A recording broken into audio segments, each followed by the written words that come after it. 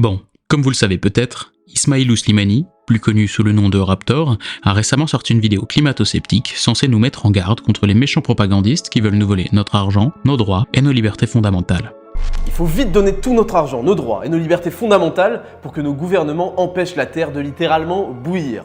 Pendant plus d'une heure, le Raptor va enchaîner mensonges et sources douteuses pour nier la responsabilité de l'homme dans le réchauffement climatique et en minimiser les conséquences. D'après ses dires, il aurait travaillé plus de 5 mois à faire en sorte que sa vidéo soit la plus factuelle et inattaquable possible, mais vous vous rendrez vite compte que pour pondre une telle bouse en 5 mois, ça relève de l'exploit. Alors on va essayer de faire vite, parce que contrairement à ce que veut nous faire croire le Raptor ici, pour les experts du sujet, le doute à propos du réchauffement climatique n'existe pas. On va donc démonter tout ça gentiment, et évidemment, tout sera sourcé et en description. C'est parti. Bien alors, pour commencer, cliquons sur le lien menant au document contenant les sources données par le Raptor en description. Alors, en gros, c'est du foutage de gueule, il ne nous donne aucune source, et il nous explique que le simple fait d'être allé vérifier ses sources prouve que l'on est hostile envers sa personne, apparemment d'au moins 30%. Il nous explique également que les personnes ayant cliqué sur ce lien sont pathétiques. Mais après, c'est un habitué, hein. Depuis que sa chaîne existe, il n'a jamais donné ses sources. Et déjà à l'époque, il se défendait comme ça, tenez, regardez. C'est-à-dire qu'à chaque vidéo, je présente une argumentation sérieuse et factuelle. Tu mets pas de source alors que toute ma vidéo, elle est full montage d'articles de putain de journaux, de statistiques, de ce que vous voulez. Mais il y a des fils de qui disent « T'as pas mis de source ». Mais ta mère, ta grosse mère, tu prends Google et tu tapes ce que je viens de dire, petit fils de T'as écouté le discours des uns, t'as écouté mon discours, tu te forges ta propre opinion, espèce d'immonde Le problème, c'est que nombre des informations données dans sa vidéo sont délivrées sans aucun moyen d'en retrouver l'origine. Donc son argument de taper gentiment sur votre clavier les titres d'articles sur Google est complètement stupide. Mais bon, on y reviendra plus tard. En creusant un peu, on comprend tout. La raison pour laquelle les sources ne sont pas listées est simple.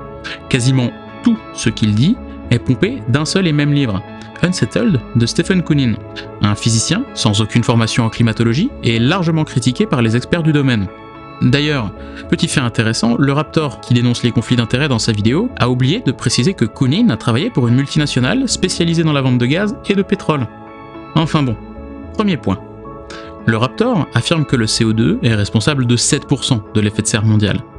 Bon, déjà premièrement, comme vous pouvez le voir, cette information n'est pas sourcée, et, comme on pouvait s'y attendre, elle est totalement fausse.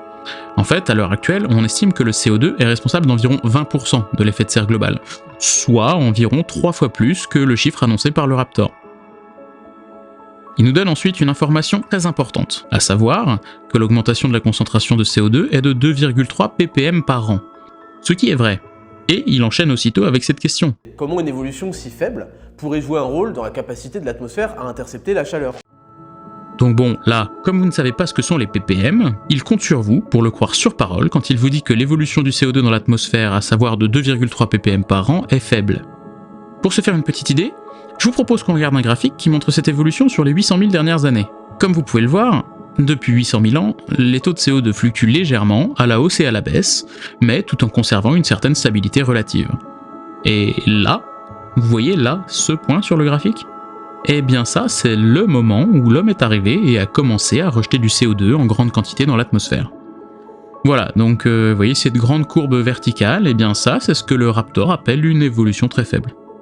Pour ce passage, le Raptor s'est appuyé sur les travaux d'un mec, Herman Hard, notamment connu pour renier en bloc le caractère anthropique du réchauffement climatique. Mais pire encore, d'après lui, l'homme ne serait même pas responsable de l'augmentation de CO2 qu'on a vu plus tôt. En fait, d'après Hard, cette augmentation jamais vue ces 800 000 dernières années est naturelle. Même si, bon, étrangement, elle coïncide parfaitement avec le moment où l'homme a commencé à rejeter du CO2 dans l'atmosphère. C'est beau, parfois, les coïncidences. Bon après, en plus de ça, il faut savoir que Herman Hard a été épinglé pour son étude sur le cycle du dioxyde de carbone, qui, je cite, contient de nombreuses erreurs, idées fausses et omissions, et ignore un vaste corpus de littérature scientifique sur le sujet. En fait, pour être publié dans certaines revues, les études doivent normalement être évaluées par des experts du domaine afin de limiter le plus possible ce genre de problème. Alors forcément, certains se sont posé la question, comment une telle étude a pu être publiée? Et là aussi, en fait, on a la réponse. La revue qui a publié cette étude a découvert par la suite qu'aucun des évaluateurs choisis par Hard ne pouvait être considéré comme un expert dans le domaine du cycle du carbone, de la sensibilité au carbone ou au climat, ou dans des domaines de recherche similaires. Il a également été découvert que les évaluateurs en question sont des personnalités qui estiment que l'augmentation actuelle des concentrations de CO2 serait naturelle et non liée à l'influence humaine. Bon, évidemment, après tout ça, la revue s'est excusée et depuis, les auteurs ne peuvent plus suggérer eux-mêmes d'évaluateurs. Juste pour résumer un peu, la source la plus fiable qu'a trouvé le Raptor en 5 mois de recherche, ce serait cette étude de Herman Hard, connu pour écrire n'importe quoi dans ses études et qui les fait relire par des mecs qui connaissent même pas le sujet. Bon, ensuite vient la partie sur le consensus scientifique. Vous avez probablement entendu qu'il y avait consensus sur la question climatique, jusqu'à 97% des scientifiques, tous d'accord sur tout. Bon, d'abord l'étude à l'origine de ce 97% était un énième scam qui a été discrédité après coup par la communauté scientifique et qui ne spécifiait même pas d'ailleurs sur quoi portait le dit consensus. Alors là, bon, le Raptor n'a rien compris. Le consensus, lui, est établi depuis un moment. Quelle que soit la méthodologie et l'échantillon, toutes les études ont démontré qu'il y a un consensus au sein des experts en climatologie sur l'origine humaine du réchauffement climatique. Mieux que ça même, une corrélation a été faite entre l'expertise dans le domaine et le fait de croire au réchauffement anthropique. Autrement dit, plus les personnes interrogées ont travaillé sur le sujet, eh bien plus elles sont persuadées du fait que l'homme est à l'origine du réchauffement climatique. Et que les choses soient claires, c'est pas parce qu'on arrive à trouver une étude menée par un illuminé qui n'est pas d'accord qu'il n'y a pas consensus. On peut par exemple trouver des centaines de biologistes dans le monde qui croient au créationnisme, c'est-à-dire que l'univers, la Terre, les espèces vivantes, bref, tout ce petit monde ont été créés par Dieu. Pourtant, eh bien, l'évolution, elle, malgré tout, fait bien consensus. Dans sa vidéo, le Raptor nous propose également un long passage sur les inondations, les sécheresses et les ouragans. Pour appuyer ses propos, il cite la R5 du GIEC qui dit qu'en effet, on ne sait pas vraiment s'il y a une augmentation globale des sécheresses et des inondations. En revanche, ce que le Raptor a oublié de mentionner, c'est que la R5 date de 2014. Mais que depuis, eh bien, la R6 est parue en 2021, mettant à jour les connaissances que nous avions et décrivant, je cite, qu'il est incontestable que l'influence humaine a réchauffé l'atmosphère, les océans et la Terre. Nous avons observé des changements dans les phénomènes extrêmes, comme les vagues de chaleur, les fortes précipitations, les sécheresses et les cyclones, et leur attribution à l'influence humaine s'est encore renforcée depuis la R5. Bon, donc en gros, dans le rapport précédent, on n'était pas sûr, mais bon, maintenant, on est quasi sûr. Pourtant, dans sa vidéo, il nous dit qu'il utilisera toutes les données disponibles et fournies par le GIEC. Dans cette vidéo, nous allons ensemble aborder objectivement, et avec toutes les données disponibles et fournies par le GIEC lui-même, le sujet du réchauffement climatique. Donc là, si vous n'étiez pas encore convaincu jusqu'ici, je viens de vous donner la preuve que le Raptor vous ment tout simplement. Vous avez la preuve incontestable que le Raptor choisit les sources qui confortent son discours, tout en omettant volontairement les sources plus récentes qui lui donnent tort. Passons maintenant à la partie de sa vidéo sur la montée des eaux. Là, le Raptor nous dit ceci à propos du GIEC et d'Al Gore. Une de leurs prévisions extrêmement réalistes et précises était bien sûr l'élévation catastrophique du niveau des eaux, jusqu'à 6 mètres d'ici 2016, recouvrant totalement la Statue de la Liberté et plongeant l'humanité dans l'âge d'or de la piraterie. Bon, donc là, on a un problème. Une prévision d'une montée des eaux de 6 mètres en 2016 n'a jamais été faite. Même l'AFP a cherché cette fameuse source et n'a rien trouvé. La seule source qui s'en rapproche est la prévision de la montée des eaux de 6 mètres si le Groenland venait à fondre entièrement. Mais on nous explique que ça prendrait à minima plusieurs siècles. Bon alors, si jusqu'ici le Raptor faisait ce qu'on appelle du cherry picking, c'est-à-dire que si sur 10 000 études, 9 999 lui donnent tort, mais qu'une va dans son sens, c'est celle-ci qu'il va utiliser pour appuyer son propos. Mais dans le cas présent, on a dépassé ce stade. Là, on est juste sur de l'invention pure. Le Raptor nous sort des chiffres de nulle part et il compte sur nous pour être suffisamment stupide pour le croire. Maintenant, j'ai un petit jeu. Je vous propose qu'on fasse une petite compilation des affirmations fausses ou complètement inutiles du Raptor. Tenez, au tout début de la vidéo, le Raptor nous dit ça. Faire des enfants est un acte immoral qui détruit le monde, sauf si c'est par GPA, après avoir changé 495 fois de genre, et subi une opération remboursée par la Sécu de changement de sexe qui n'avait aucun intérêt, puisqu'il paraît que le sexe n'a rien à voir de toute façon avec le genre. Et alors là, ce qui est marrant, c'est qu'on a le cas typique du mec qui ne lit pas les articles dont il parle. En fait, 99% des articles faisant le lien entre le fait de faire des enfants et l'écologie ont la même conclusion. Et si vous voulez, je peux vous la résumer assez rapidement. Ça donne un truc du genre « Arrêter de faire des enfants n'est pas la solution, alors faites des enfants si vous en avez envie ». Mais pourquoi le Raptor nous dit-il alors que les médias nous demandent de ne pas avoir d'enfants si c'est faux? Eh bien en fait, on appelle ça empoisonner le puits. C'est une figure de style où on donne préalablement à un public une information négative, vraie ou fausse, à propos d'un adversaire dans le but de discréditer ou de ridiculiser tout ce qu'il dira par la suite. D'après moi, le Raptor nous ment pour nous rendre méfiants à propos des discours autour du climat, parce que si les propagandistes climatiques veulent nous empêcher d'avoir des enfants, mais alors en réalité, jusqu'où sont-ils capables d'aller? Enfin bref, passons maintenant au bullshit suivant si vous voulez bien. Soit de créer artificiellement par exemple des nuages ou de la pluie, en balançant dans l'air des particules fines par exemple. Ce qui a déjà été testé et qui a abouti à une pluie acide en Angleterre, au passage, ou en recourant au cloud seeding, c'est comme ça que Dubaï s'est retrouvé inondé cette année par exemple.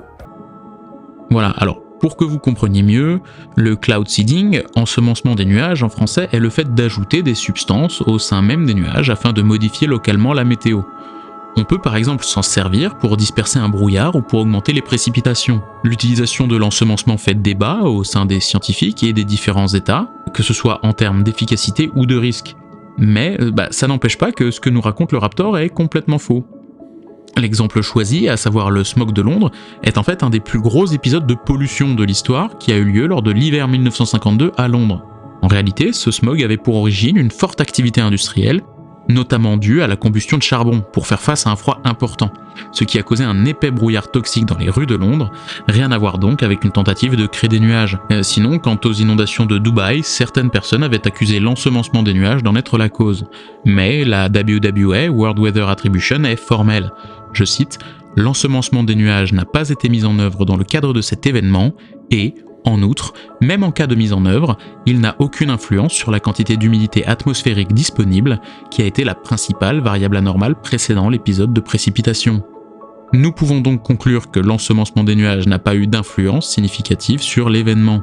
Voilà, donc je vous propose de laisser le Raptor résumer lui-même. Tant dire qu'on comprend direct à qui on a affaire, le sujet c'est un bordel complet, on sait même pas de quoi on parle, t'as aucun fil conducteur dans tes idées là, tu vas à droite, à gauche, tu sors tout et n'importe quoi, ça a aucun foutu sens bordel. Bon, sinon, vous vous souvenez quand je vous disais que le Raptor ne lisait pas les sources qui donnaient? Bah tenez, on a un exemple parfait ici. Je vous laisse l'extrait et on en reparle juste après. Toute voix ou opinion discordante s'éloignant un peu trop du narratif subira la censure, le shadowban, la marginalisation. Les scientifiques indépendants reçoivent des menaces, voient leur financement disparaître, leurs contrats être rompus, leurs propres universités les boycotter et les harceler, jusqu'à leur départ forcé. Exprimer une opinion divergente vous vaut automatiquement le qualificatif à objectif de destruction sociale et économique de climato-sceptique, complotiste, climato-négationniste d'extrême droite. Alors là, pour appuyer ses propos, le Raptor nous montre cet article. Escroqué, Carl Wunsch répond. Alors, après avoir entendu le Raptor, on se dit que Carl Wunsch doit être un scientifique qui va à contre-courant, renié par tout le monde pour ses prises de position. Eh bien non. Carl Wunsch est en fait un océanographe qui a été dupé par les réalisateurs d'un documentaire climato-sceptique pour lequel il a donné une interview. Le documentaire laissait penser que Wunsch ne pensait pas que l'homme était responsable du réchauffement climatique. À la sortie du documentaire, Carl Wunsch a indiqué qu'il ignorait carrément que le film aurait un tel parti pris. Il proteste également que ses propos ont été isolés de leur contexte pour laisser croire aux téléspectateurs que le rôle du CO2 atmosphérique était négligeable, et il souligne que son propos visait au contraire à mettre en exergue les risques du réchauffement climatique.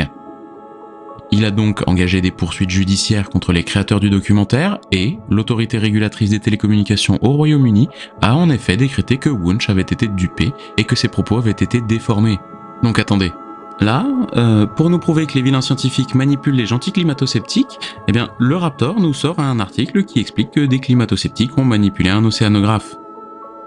Le problème avec le discours du Raptor, c'est qu'il nous dit ceci.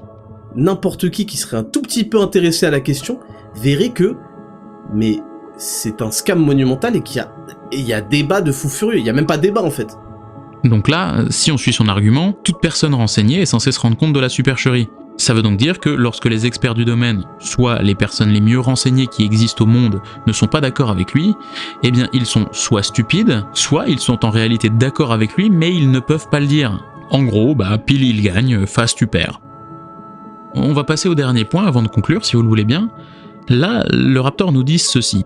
C'est l'heure du résumé à l'intention des décideurs. En fait, les versions finales des rapports vont être soumises à l'approbation du gouvernement et du groupe intergouvernemental qu'est le GIEC. Autrement dit, le résumé n'est pas seulement à l'intention des décideurs, il est carrément sous l'influence des décideurs eux-mêmes. Le tout est condensé en 36 pages, fortement influencé, si ce n'est carrément rédigé, par les gouvernements, à l'intention des gouvernements. Donc il nous explique que ce sont les gouvernements qui rédigent le résumé à l'intention des décideurs, ce qui est faux. L'accord entre les décideurs et les experts du GIEC n'est obtenu qu'après plusieurs jours de débats scientifiques, dont le principal objectif est de mettre au défi les auteurs des chapitres scientifiques quant à l'exactitude, la clarté et la pertinence du résumé. L'accord obtenu lors d'une telle réunion a permis de garantir que le document qui en résulte, dans la mesure du possible, est scientifiquement exact, équilibré et exempt de tout parti pris, personnel ou politique. Quand on y pense, c'est assez logique. Après tout, les scientifiques du GIEC bossent pendant plusieurs années sur un rapport de 4000 pages, alors bon, j'ose quand même imaginer que ça gueulerait un peu si jamais les décideurs pouvaient se permettre de modifier le rapport de synthèse à volonté. Donc, contrairement à ce que nous dit le Raptor, le rapport à l'intention des décideurs est extrêmement fidèle au rapport original. Mais bon, ce n'est qu'un mensonge de plus, j'imagine. On pourrait continuer comme ça encore longtemps, mais je pense qu'on a déjà là suffisamment de matière pour dire que le Raptor n'est pas honnête et ment dans sa vidéo. Pour rappel, point numéro 1, sa source principale vient d'une personne sans formation en climatologie et qui a travaillé pour un grand groupe pétrolier. Point numéro 2, l'étude la plus importante qu'il utilise a été faite par un scientifique déjà épinglé pour faire de grosses erreurs dans ses publications et pour avoir triché pour faire publier ses études. Point numéro 3, le Raptor fait du cherry picking en citant l'AR5 tout en omettant les conclusions de l'AR6 plus récent qui lui donnent tort. Et enfin point numéro 4, il enchaîne les affirmations objectivement fausses et ne lit même pas ses propres sources qui disent l'inverse de ce qu'il affirme. Bon alors, j'espère que cette première vidéo vous aura plu. Si c'est le cas, je vous invite à vous abonner, à laisser un like et à me donner votre avis en commentaire sur le prochain sujet que vous aimeriez me voir traiter. Ce n'est que le début et je vous propose de rendre à César ce qui est à César et de laisser le Raptor conclure lui-même. La réalité, c'est que normalement, si vous étiez réellement des hommes libres, vous n'accepteriez pas qu'on vous humilie, vous n'accepteriez pas qu'on vous mente, et vous en fait ne donneriez plus de crédit à des gens qui ont menti. Point à la ligne.